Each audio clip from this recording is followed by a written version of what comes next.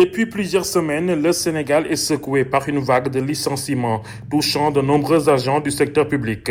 Une situation qui suscite l'indignation et alimente la contestation sociale. Si la personne fait son boulot de façon très normale, il ne faut pas la licencier.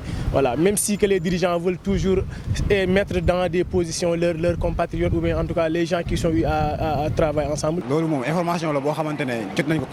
C'est une information que nous avons comme tous les Sénégalais et cela interpelle. Il y a des licenciements à la Sonaged par exemple, au ministère des Mines et au port de Dakar. On en voit partout en ce moment.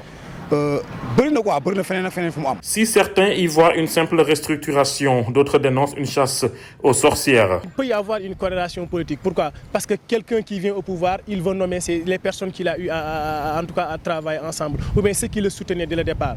Mais ça ne nécessite pas de licencier tout le monde. Donc, vouloir donner du boulot aux gens qui étaient avec toi ne signifie pas que tu licencier les gens n'importe comment. Le licenciement est vraiment métti. Gouvernement du def loolu. C'est dur de licencier un travailleur. Le gouvernement devrait revoir sa façon de faire. Maintenant, pour les contrats fictifs, ils n'ont rien à faire dans la fonction publique. Mais les vrais travailleurs ne devraient pas être touchés. Normal la boo xamante ne bii dem na fi mu war a jaar na fa mais mu ngay liggéey ma soo tardé. Ces licenciements interviennent dans un contexte où le chômage est déjà préoccupant. Une situation d'autant plus révoltante que pendant que des travailleurs sont mis à la porte, les dirigeants continuent de mener un train de vie luxueux, une fracture sociale qui pourrait attiser davantage la colère populaire. Au port de Dakar, des centaines de pères de famille sont au chômage. Ils nourrissaient des dizaines de personnes et se retrouvent licenciés sans motif valable. Pendant ce temps, nos dirigeants vivent dans un luxe insolent. Nos dirigeants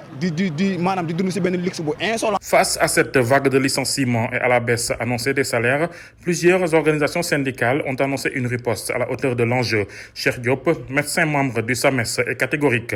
Il est hors de question qu'on touche à leur salaire. Le SAMES a été clair sur cette question, parce que si on parle de baisse des salaires, je crois que ça doit être ciblé. Parce qu'un fonctionnaire qui a son salaire, tout avec des indemnités, ça, c'est un acquis.